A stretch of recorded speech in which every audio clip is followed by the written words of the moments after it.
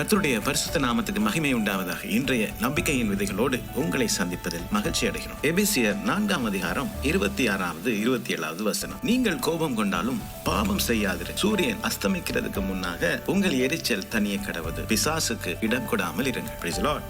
பெரியமானவர்களே, கோபம் தானாகவே பாவம் அல்ல. இயேசு அநீதியை கண்ட பொழுது நீதியான தன்னுடைய கோபத்தை வெளிப்படுத்தினார். ஆனால் இந்த இடத்துல பவுல் நமக்கு சொல்லுகிற காரியம், கட்டுப்படுத்தப்படாத கோபம் ஆபத்தானது. ஏனென்றால் கட்டுப்படுத்தப்படாத கோபம் அது கசப்பாக, விரோதமாக, வெறுப்பாக மாறிவிடுகிறது. இந்த கட்டுப்படுத்தப்படாத கோபத்தை சத்ருவானவன் பல விதத்திலே நம்முடைய வாழ்க்கைக்கு எதிராக பயன்படுத்துகிறார். பெரியமானவர்களே, முதலாவது கோபத்தை மறைப்பது. கோபத்தை மறைப்பது என்பது கோபத்தை விட்டு விடுவதல்ல, அது உள்ளுக்குள் மறைத்து வைத்தல். அது பின்னர் பகையை, பழி உணர்வை அது உண்டா. கோபத்தை விட்டு விடுவதென்றால் நாங்கள் மன்னிப்பை தெரிந்து கொள்வது என்பது. பவுல் இங்க சொல்லுகிற முக்கியமான காரியம், இன்றைக்கு நாங்கள் கோபப்பட்டால் இந்த கோபம் நாளை வரை நீடிக்க கூடாது. அது சூரியன் அஸ்தமிக்க முன்பாகவே கோபம் தணிய வேண்டும். பிரியமானவர்களே, கோபப்படுவது பாவமா என்று நீங்க தர்க்கிக்கலாம். பிரியமானவர்களே, நாங்கள் கோபத்தை விட்டு விடாமல் இரவில் உறங்க போவோம் என்றால் அது நம்முடைய வீட்டின் கதவை திறந்து வைத்துவிட்டு நாங்கள் உறங்க போகிறதுக்கு சமம். ஏனென்றால் சாத்தானுக்கு உள்ளே வர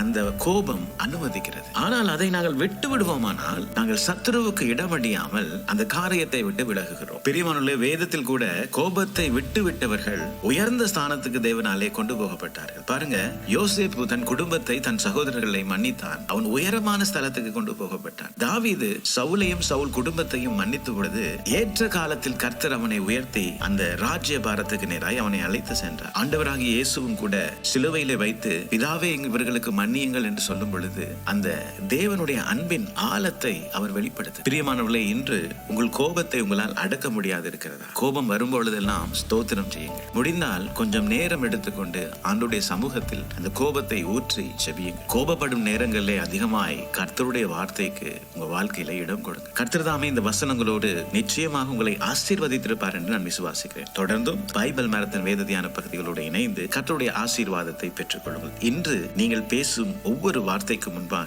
நிதானித்து பேசுங்கள். கர்த்தர் உங்களை ஆசீர்வதிப்பார். God bless you.